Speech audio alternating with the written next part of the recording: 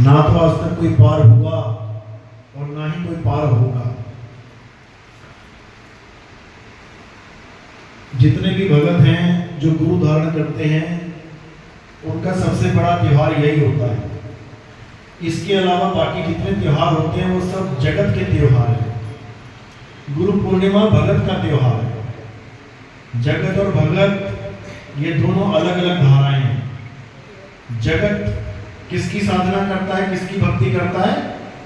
जो दुनिया में आए, पैदा हुए और खप के चले गए, मर गए, उन्हीं के त्योहार मनाता है जगत। यानी नाशवान शरीरों के त्योहार मनाता है जगत। और जो भगत हैं वो अविनाशी का त्योहार मनाते हैं। और गुरु के अलावा और कोई अविनाशी नहीं है। गुरु ही है जो अविनाशी है। लेकिन अगर कोई गुरु को देह समझ ले तो उससे बड़ा अज्ञानी जीव इस दुनिया में नहीं। गुरु साक्षात परमात्मा है, शब्द हैं, कोई देही गुरु नहीं है। यही समझाने के लिए सदगुरु बंदी छोड़ इस संसार में आते हैं और हम सब जीवों को एक सच्चा मार्ग, एक सत मार्ग बता के जाते हैं। समझाते हैं कि देही को गुरु नहीं मानना है, शब्द को गुरु मानो। देही तो एक जरिया मात्र है तुम्हें समझाने का, तुम्हें बताने का। लेकिन असल में गुरु का स्वरूप शब्द होता है। जो अपने गुरु को शब्द रूप में नहीं जानता वो कभी मुक्त हो ही नहीं सकता। क्यों? क्योंकि वो अपने गुरु को देही समझ रहा है। जब गुरु को देही मान लिया तो वो खुद भी देही बना रहेगा।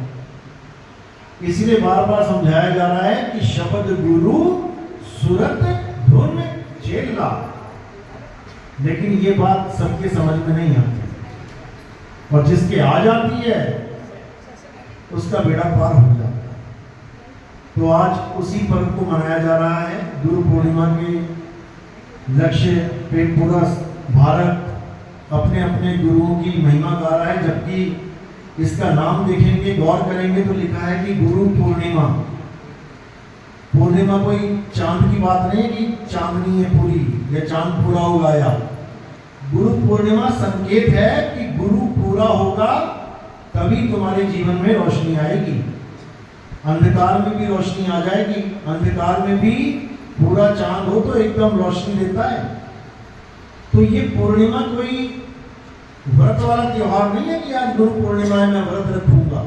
ये संकेत है कि पूरे गुरु की शरण में जाओ तब तुम्हारे जीवन में अंधकार खत्म होगा। और पूरे गुरु की पहचान क्या है, जगत को यही नहीं पता है। गुरु तो सब धारण करके बैठे हैं, बस तुम इतना पूछ लोगे ना कि पूरे गुरु की पहचान क्या है, जवाब नहीं आएगा कोई भी, क्योंकि उनको पहचान पता ही नहीं है। पहचान क्या बताई संतों ने? सोई गुरु पूरा कहावे, जो दो अक्षर का भेद बतावे। एक छुड़ावे एक लखावे, तब प्राणी निज घर को जावे। ये है पहचान गुरु की। लेकिन ये किसी बिरले को पता लगता है जिस पर मालिक की कृपा हो। मालिक चाहते हैं कि ये जीव इस भव सागर को पार करके वापस अपने मूल स्वरूप में आ जाए, ये उसे पता लगता है।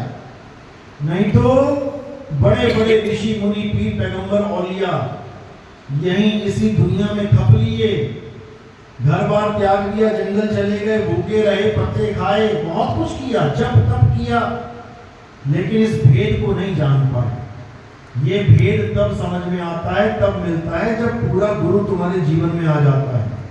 और पूरा गुरु एक ही है, दूसरा कोई गुरु नहीं है। एक ही गुरु है, वो है बंदी छोड़ सतगुरु कबीर साहब।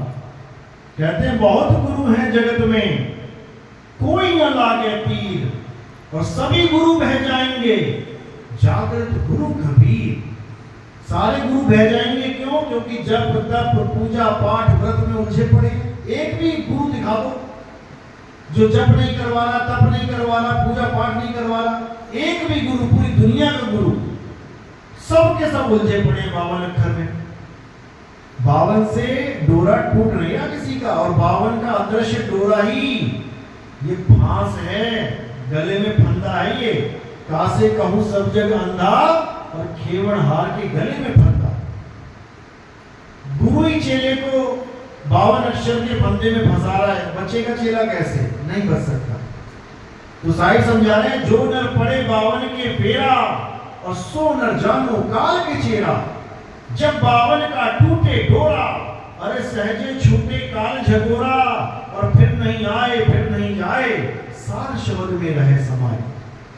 तब तुम अपने असली निज स्वरूप में समाओगे, तब तुम्हें समझ में आएगा कि कैसे मैं इस भवसागर में फंसा पड़ा हूं, केवल अपने स्वरूप को ना जानने के कारण। जैसे कुत्ता शीशे के सामने खड़ा होता है, लगातार भौंक रहा है। सामने तुम खीर भी रख दो, गुलाब जामुन लड्डू पेड़े रख दो, उसकी तरफ ध्यान ही नहीं है।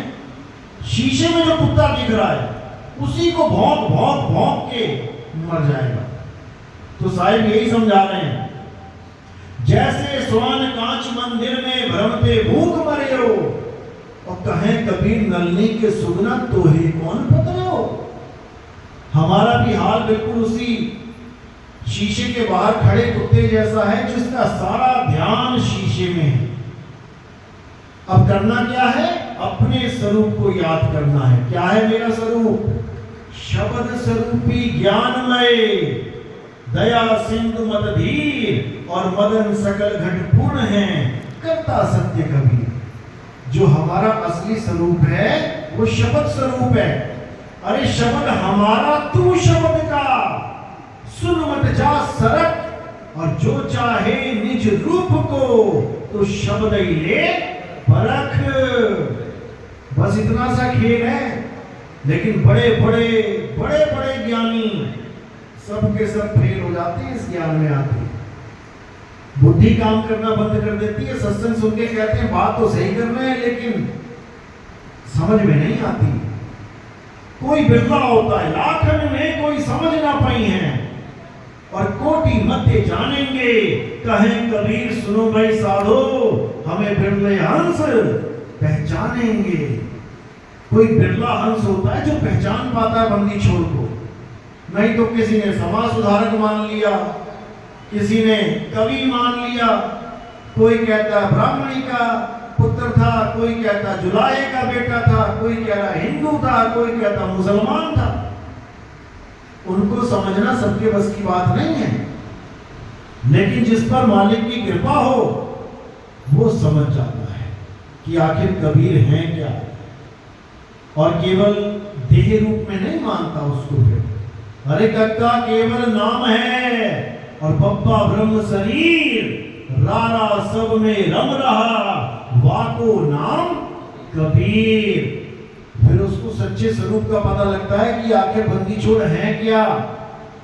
अरे कबीर कबीर क्या करे, तू खोज अपन शरीर, ये 10 इंद्रियां बस में कर, तू आपे आप कबीर। तब हमें अपने निज स्वरूप का पता लगता है। उसी स्वरूप की महिमा है सारे ग्रंथों में, और किसी की महिमा नहीं है। उसे निज स्वरूप कह लो, उसे नियक्षर नाम कह लो, उसे निज नाम कह लो, उसे आत्म तत्व कह लो, उसे आत्म देव कह लो, कुछ भी कह लो, उसी एक की महिमा है। बस नाम अलग अलग रख दिए, लड़ते रहो, करते रहो झगड़े। लेकिन जिस पर दया गुरु की हो जाए, उसका ये राम श्याम का झगड़ा खत्म हो जाता है। अरे कृष्ण करीमा एक हैं, और कहन सुनन में दो, दो करके वो जानते, जिन्हें सतगुरु मिलाना हो। अरे राम कबीरा एक हैं, कहन सुनन में दो, कहते राम कबीरा भी एक ही हैं, यानी सब परम तत्व का खेल है। अरे नहीं कबीर नहीं धर्मदासा, अक्षर एक सब घट ही निवासा, वाही को सतपुरुष कहिए, और आदि अंत अक्षर कह रहिए। उसी एक अक्षर आत्मदेव को ग्रहण करो, उसको हमेशा याद रखो, और जैसे ये काया छूटने का समय आएगा, बस निकलने की तैयारी करो। मरना नहीं है, मर मत जाना कहीं, पता लगा तुम मर गए तो दोबारा पैदा हो जाओगे, क्योंकि प्रकृति का नियम क्या है? हे अर्जुन, तू किसके लिए शोक कर रहा है? ये जितने तुझे दिखाई दे रहे हैं ये तेरे मारने के बिना भी मारे जाएंगे और उसके बाद पैदा भी हो जाएंगे। तो जो मरेगा वो पैदा होगा और जो पैदा हो गया है वो मरेगा। इसलिए मरने से और पैदा होने से दोनों से न्यारे हो जाना है। और कैसे होगे दोनों से न्यारे? जब अपने आप को जानोगे कि मैं हूं क्या, तब समझ में आएगा अरे भाई मैं तो कभी पैदा ही नहीं हुआ। जब मैं पैदा ही नहीं हुआ तो मैं मरूंगा कैसे? बस इतना सा खेल है, बात जरा सी वरना 84 में जाना है तो भैया मरो, और अगर मुक्त होना है तो आत्म तत्व को प्राप्त कर लो। इसी को आत्मज्ञान कहते हैं और कुछ नहीं है आत्मज्ञान। आज आत्मज्ञान के नाम पे पता नहीं क्या क्या बता रहे हैं लोग, क्या क्या सुना रहे हैं कहानियां, जबकि केवल 2 अक्षर का खेल है। कहे कबीर अक्षर 2 भाग और होगा खसम तो लेगा राख। बस 2 अक्षर का खेल है। इन 2 अक्षरों को समझने के चक्कर में दुनिया भर के अक्षर लिख डाले लोगों ने, पर ये 2 अक्षर ना पढ़ने पड़े किसी। इसी को समझना है और कुछ नहीं करना है। आत्म तत्व को जानना है। आत्म तत्व ही तुम्हारा सत्य स्वरूप है, उसी को सतनाम कहते हैं। आज कबीर पंथ में जिसको देखो सतनाम सतनाम जाप दे दिया जाता है। क्यों? कहते हैं बाकी सब झूठे नाम है, सतनाम ही सच्चा नाम है, उसको जपवा दिया। जबकि कबीर साहब संकेत कर रहे हैं सत्य नाम कोई नाम नहीं, ये है आपन रूप, और जो जाने इस भेद को पावे आप स्वरूप। जो इस भेद को जान जाता है कि मैं ही सतनाम हूं, वही सतनाम प्राप्त कर पाएगा, नहीं तो नहीं, कोई नहीं कर सकता। और सारा खेल ही सतनाम का है। सतगुरु सोई सतनाम बतावे और बाकी गुरु कोई काम ना आवे। गुरु तो बहुत है, लेकिन जो सच्चा नाम बता दे असली गुरु वही है जो तुम्हें तुम्हारा नाम बता दे।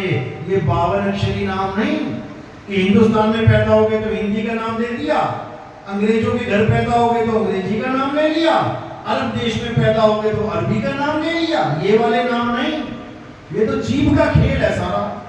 अभी सबकी जीभ काट तो सारे नाम खत्म।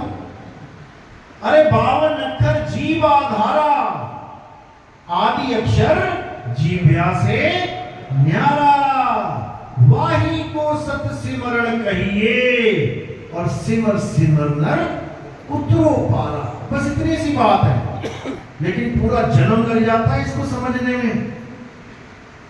लेकिन परमात्मा की दया से अब बड़े बड़े गुरुओं को समझ में आ रही है हमारी बात। बड़े बड़े गुरु 70-70 साल 80-80 साल के जो हो गए हैं, अब जाके हमारी बात उनकी जुबान पे आ रही है। उनके चेले भी हैरान है, ये गुरु कहां से अपडेट होके आ गए। 50 साल हो गए सत्संग सुनाते हुए, आज तक ऐसी बात नहीं करी थी। ये गुरु जी ने कहा नया ज्ञान लेके आ गए। तो इसमें भी हमारी जीत है, इसमें भी हमारी जीत है, क्योंकि धीरे धीरे उसको समझ में आने लग जाएगा। जब हमारा पूरा प्रचार चलेगा पूरे भारत में, तब उसको समझ में आने लग जाएगा अच्छा गुरुजी ने यहां से माल उठाया है, तब समझ में आएगा उनको। इसमें हमारी जीत है। भले वो हमारा नाम ना ले, लेकिन मुहर तो अपनी लग रही है ना। वो तो बाद में देखेंगे ना कि क्या उजागर होता है। लेकिन अभी जरूरी है कि लोगों को आत्मज्ञान घर घर तक पहुंचे। ये ज्ञान अभी वो समय नहीं है कि एकदम जागृति हो जाएगी। ये तो अभी जैसे किसान होता है ना, बीज डाल रहा है, अभी ऐसा लगेगा खाली है खेत बिल्कुल, और 2 महीने बाद 3 महीने बाद जाके देखना तुम्हें पता लगेगा क्या हो रहा है। इसलिए अभी पूरा जोर लगा देना है, केवल बीज डाल देना, डालो जितना डाल सकते हो। जब ये फसल उगेगी ना, ऐसी फसल लहलाएगी कि दिमाग खराब हो जाएगा सबका कि ये क्या हो गया, और ये हो के रहेगा। ये नितिन दास का कहना नहीं है, ये बड़े बड़े संतों का, महंतों का, बड़े बड़े महात्मा इस दुनिया में आके कह के चले गए कि ऐसा समय आएगा जब कलयुग में सतयुग आ जाएगा। यही है सतयुग। और कोई रथ नहीं आएंगे इंद्र के 7 घोड़े वाले कि तुम तब कहोगे हाँ जी सतयुग आ गया। ब्रह्मा जी घूमेंगे, विष्णु जी दिखेंगे, तब सतयुग आ गया। ऐसा कोई सतयुग आने वाला नहीं है कि लोग कह रहे हैं कि जी कल की अवतार आएगा जब सतयुग आएगा, घोड़े पे आएगा। आज घोड़ा क्या करेगा? आज जेट एरोप्लेन चल रहे हैं, हजारों किलोमीटर पर घंटे की रफ्तार से। घोड़ा क्या करेगा वहां पे? क्योंकि लोगों की बुद्धि उतनी ही चलती है जितनी चाबी भर रखी है, उससे ज्यादा नहीं चलेगी। और सबकी बुद्धि में ताले लगा रखे हैं माया ने, उसका काम ही यही है। तो ये ताले कौन खोलता है? खुले कपाट शब्द झनकारी और पिंड यंड के पार सो देश हमारा है। ये बंदी छोड़ खोलते हैं ताले, ये कबीर साहब खोलते हैं और कोई नहीं है। नाम हमें लेना पड़ता है क्योंकि उन्होंने अपना नाम रख लिया कबीर, नहीं तो उनका नाम कबीर भी नहीं है। क्योंकि अगर उनका नाम कबीर होता तो फिर 4 नाम क्यों लेके आ रहे हैं अलग अलग युगों में? वो भी हमें समझाने के लिए है कि मेरा इन चारों में से कोई नाम नहीं है, मैं तो अनामी पुरुष हूं। अनाम मेरा नाम है जिसका कोई नाम ही नहीं है। लेकिन लोग नहीं समझ पाते, इसलिए उनको भी देह बंधन में डाल देते हैं कि दाढ़ी मूंछों वाला कबीर। अरे भैया कभी तो ऐसा होगा दाढ़ी मूंछें भी नहीं होंगी। लेकिन लोग नहीं समझ पाते। आज दाढ़ी वाली फोटो की पूजा चल रही है केवल। लेकिन मालिक की दया जब हो जाती है तो जीव को समझ में आ जाता है कि देही ज्ञान और विदेही ज्ञान, इसमें क्या फर्क है। देही से परे विदेही वस्तु क्या है? साहिब समझा रहे, शब्द शब्द सब कोई कहे और वह तो शब्द विदेह जीवा पे आवे नहीं, निरख परख कर ले। जो असली वस्तु है वो जीभ पे नहीं आती और वो अनमोलक वस्तु है। अनमोल, अरे वस्तु अमोलक दी मेरे सतगुरु, कृपा कर अपनायो, पायो मैं नाम रतन धन पायो। और वो रतन कोई गुरु अलग से नहीं देता है, वो तुम्हारे पास ही है। अरे वस्तु कहीं खोजे कहीं, कैसे लागे हाथ, और गुप्त वस्तु तब मिले जब भेदी लीजिए साथ। अब भेदी लीना साथ में दीनी वस्तु लखाए, कोटि जन्म का पंथ था पल में पहुंचा जाए। करोड़ों जन्म का पंथ था ये। इस ज्ञान को समझने में, उस आत्म स्वरूप को प्राप्त करने में करोड़ों जन्म लग जाते, लेकिन गुरु मिल गया तो इसी जन्म में तुम्हारा सारा काम बन जाएगा। ये गुरु की महिमा है। इसीलिए गोविंद से भी बड़ा बताया साहिब ने। अरे गुरु बड़े गोविंद से, मन में देख विचार, हरि सुमिरे सो वार है, गुरु सुमिरे सो पार। यानी हरि तो तुम्हारे साथ युगों युगों तक था, तब भी तुम्हारी 84 नहीं काट पाया।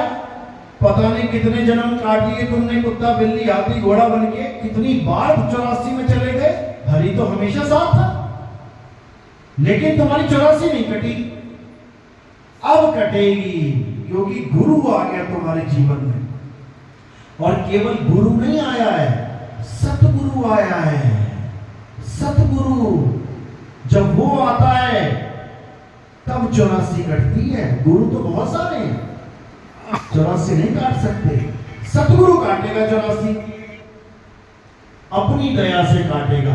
तुम्हें तो केवल उसने विश्वास के लिए छोड़ रखा है कि जो गुरु ने बताया है करो विश्वास से, उसके अलावा कुछ नहीं। मुझको कहां ढूंढे रे बंदे, मैं तो तेरे पास में, खोजी हुए तुरंत मिल जाऊं, एक पल की तलाश में। वो कहें कबीर सुनो भाई साधो, मैं तो हूं विश्वास में।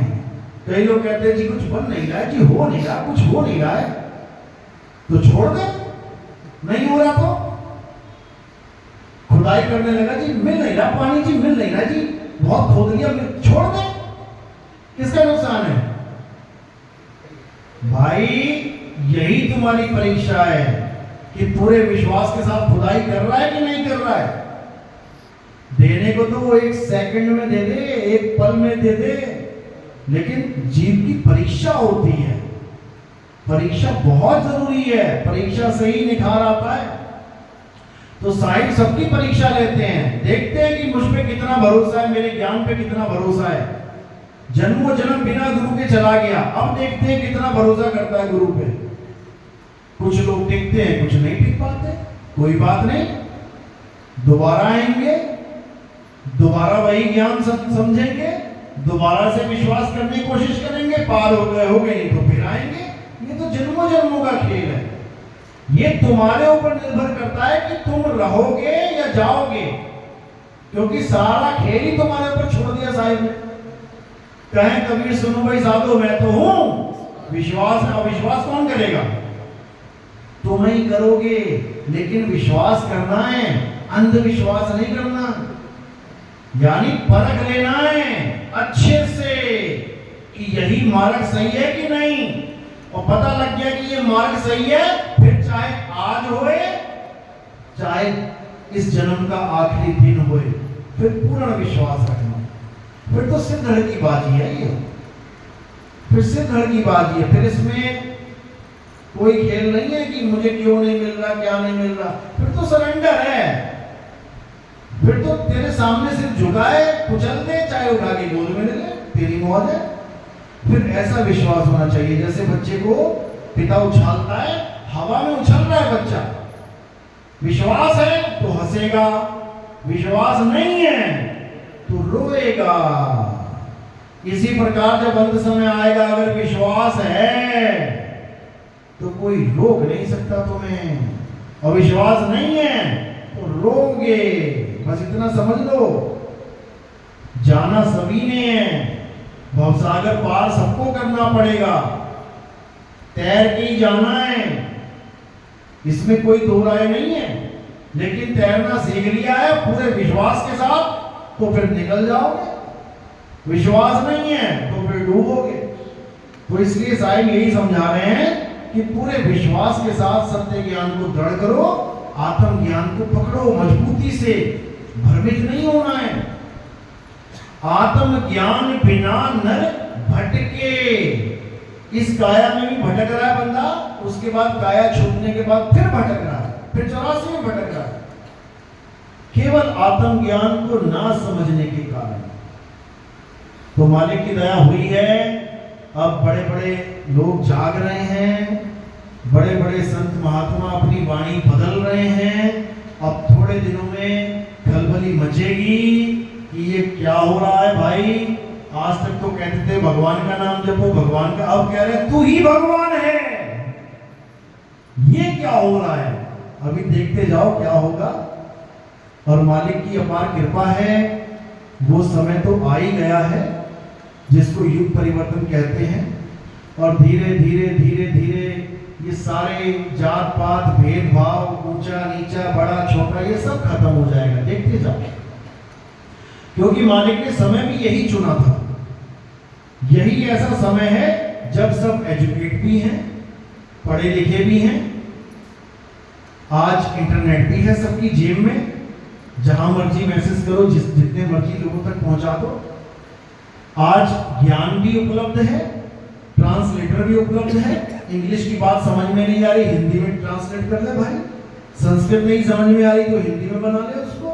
यानी आज के समय में ऐसी कोई चीज ही नहीं है जो उपलब्ध नहीं है, बस तुम एक कदम बढ़ाओ। जैसे तुमने एक कदम बढ़ा लिया, समझ लो 100 कदम बढ़ा के वो तुम्हारे पास आएगा। हमारा सत्संग सुन सुन के बड़े बड़े पंडित जो मंदिरों में पूजा कर रहे हैं, वो तक फोन करते हैं कि भाई जो आपने बताया है ना, अब तो ऐसा लग रहा है कि उसके सिवा ग्रंथों में लिखा ही कुछ नहीं है, उसके सिवा तो हम बस धूल में लट मार रहे थे। अब कोई भी ग्रंथ खोलते हैं तो ऐसा लगता है कि आप ही का सत्संग चल रहा है, करे तो करें क्या। क्यों? क्योंकि अब बात समझ में आ गई है, अगर कोई आदमी डॉक्टरी की किताब ले आए उठा के पढ़ने लग जाए, पढ़ तो सकता है, पढ़ा लिखा है, तो क्या वो डॉक्टर बन जाएगा? उसको समझ में आ जाएगा क्या क्या बातें लिखी हैं? कभी समझ में नहीं आएंगी। लेकिन जब कोई समझाने वाला समझाना शुरू करेगा तो उसको एक एक बात लिखी हुई समझ में आने लग जाएगी। अच्छा ये लिखा था, अच्छा ये इसका ये मतलब था। तो अब बहुत मालिक की कृपा हो रही है। और हमारा तो प्रचार देखो, जातिवाद भेदभाव ये तो है ही नहीं। हिंदू है कोई, हिंदू होके आए, कोई खतरा नहीं है कि मुझे कोई कन्वर्ट कर देगा कि मेरा धर्म परिवर्तन हो जाएगा, ऐसा कुछ नहीं है। हिंदू है, हिंदू होके आए, मुसलमान है, मुसलमान होके आए, सिख है, सिख होके आए, ईसाई है, ईसाई होके आए। ना किसी की आबादी कम होगी, ना किसी की बढ़ेगी, ना किसी धर्म को खतरा हो जाएगा कि यार हमारे पते बदल रहा है। हिंदू हिंदू रहेगा, मुसलमान मुसलमान रहेगा, सिख सिख, ईसाई ईसाई रहेगा। लेकिन जो असली काम है हमारा वो है घर वापसी का। घर वापसी सुना है नाम? घर वापसी। लोग क्या सोचते हैं कि मुसलमान से हिंदू हो गया, यानी पहले हिंदू से मुसलमान हो गया था तो घर से दूर चला गया, अब मुसलमान से हिंदू बना दिया हमने तो इसकी घर वापसी हो गई। अरे भाई, घर वापसी इसको नहीं कहते हैं। घर तो ये है ही नहीं, वापसी क्या करवा रहे हो? ये अपना घर है ही नहीं। घर वापसी होता है जब यहां को छोड़ के सदा सदा के लिए अपने घर की तरफ मुड़ जाएं, उसको कहते हैं घर वापसी। उसके बाद ना आता कोई यहां पे इस बेगाने देश में। कहते हैं रहना नहीं देश बेगाना है, ये अपना घर है ही नहीं। ये धरती कागज की पुड़िया, अरे बूंद पड़े भूल जाना है, रहना नहीं देश बेगाना है। ये संसार झाड़े और झाखड़, अरे उलझ पुलझ मर जाना है, रहना नहीं देश बेगाना है। कहे कबीर सुनो भाई साधो, सतगुरु नाम ठिकाना है। ये है अपना देश, नाम ही अपना देश है जिसका दान दिया जाता है। गुरु जी से क्या लेके आए? नाम दान। अच्छा, कितने नाम दिए? 5 नाम दिए, बताओ। बस यही अज्ञान है। नाम दान का मतलब है तुम्हारी घर वापसी। तुम्हारी सुरता कहां जाए शरीर को छोड़ के? नाम में जाएगी। अभी कहां है? संसार में फंसी है, सुरत फंसी संसार में, अरे तासे पड़ गई दूर। और सुरत बांध स्थिर करो, 8 पहर हुजूर। और कुछ नहीं करना है। कह रहे जाप मरे अजपा मरे, अनहद भी मर जाए, और सुरत समाए शब्द में, वाको काल ना खाए। उसी शब्द का भेद चाहिए जिसमें हमारी सुरत रम जाए, फिर उससे अलग नहीं होगी। परमात्मा में ही मिलके परम हो जाएगी, वो जीव से पीव हो जाएगी। लेकिन लोगों को समझ में नहीं आ रहा। लोग परमात्मा अलग ढूंढ रहे हैं कि कोई अलग से परमात्मा आ जाए। ऐसा नहीं होने वाला। गुरु रूप में आते हैं परमात्मा, लेकिन तुम्हें तुम्हारा स्वरूप लखाने। 3 गुणों की भक्ति में भूल पड़ा संसार। और कहे कबीर निज नाम बिन कैसे लागे पार। निज नाम यानी तुम किसी और का नाम मत जपो, तुम अपना नाम जानो। तुम्हारा क्या नाम है? कहे नानक ये तेरी वड्याई, कोई नाम न जाने मेरा। जिस दिन तुम्हें तुम्हारा नाम पता लग गया, तुम्हारा बावन का ढोर खत्म हो जाएगा। वैसे भी तुम अपना नाम, इस दुनिया में कौन सा नाम है जो तुम कभी नहीं लेते हो? अपना नाम। बाकी सबके नाम पुकारोगे तुम। तुम्हारा नाम राजेश है तो जब तक सामने दूसरा राजेश नहीं आ गया ना कोई, जब तक ये तुम्हारे मुंह से ना निकलने वाला। अपना नाम कोई नहीं लेता, दूसरों के नाम लेता है। और कबीर साहब यहाँ पर दूसरों के नाम छुड़वा के तुम्हें तुम्हारा नाम देते हैं। एक छुड़ाए एक लखाए, तब प्राणी निज घर को जाए। तो निज घर का मतलब कोई सतलोक, अलग लोक, अगम लोक, अनामी लोक नहीं है कि तुम्हें वहां झोपड़ी मिल जाएगी, कोई फ्लैट बंगला मिल जाएगा, बिल्कुल नहीं। सतलोक का मतलब है तुम्हें तुम्हारा सत्य स्वरूप मिल जाएगा। और नकली स्वरूप, झूठा स्वरूप कौन सा है? ये बैठा है झूठा स्वरूप, ये है झूठे स्वरूप। इस स्वरूप को छोड़ के सत्य स्वरूप को प्राप्त कर लेना है, बस। इसके अलावा और कोई काम ही नहीं है। इस मनुष्य चोले का, इस मनुष्य जामे का, इसके अलावा और कोई काम ही नहीं है। जो लक्ष्य कहते हैं जिसको, कि कोई कहे जी मेरा लड़का बहुत बड़ा आदमी बन जाए, गुरुजी आशीर्वाद दे दो। अच्छा, बड़ा आदमी बन के मरवाना चाहता है तो इसको बड़ा आदमी बन के मर जाएगा तो ठीक है, छोटा आदमी मरेगा वो ठीक नहीं है, क्योंकि बुद्धि उतनी है केवल। भाई ना कोई बड़ा ना कोई छोटा, ये तो नोटों के ढेर संसार में पड़े हैं। तुम्हें लगता है मैंने इधर से करके ढेरी बड़ी कर ली, तुम्हारे जाने के बाद वही ढेरी किसी और की हो जाएगी। तो ये माया ने बहुत बड़ा जाल बुन रखा है और सारे उलझे पड़े हैं। तो इसलिए गुरु पूर्णिमा का मतलब है कि पूरे गुरु की शरण में आओ तो अंधकार में भी उजाला हो जाता है। ना कि गुरु पूर्णिमा के नाम पे व्रत रखवाओगी। कबीर साहब कहते हैं कि पूर्णिमा का व्रत रखो। कबीर साहब तो व्रत का खंडन करते हैं। नाम है व्रत उपवास में, अरे मुको कहां ढूंढे रे बंदे, मैं तो तेरे पास में, बस। इसके अलावा और कुछ नहीं। चलो आज का सत्संग यही समाप्त करते हैं। अब जयकारा लगाएंगे मालिक के नाम पे। बोलिए परमपिता परमात्मा की, सतगुरु बंदी छोड़ कबीर साहिब की, सभी संतों की, सभी भक्तों की, आज के आनंद की, सकल हंस को बंदगी साहिब, बंदगी सतनाम।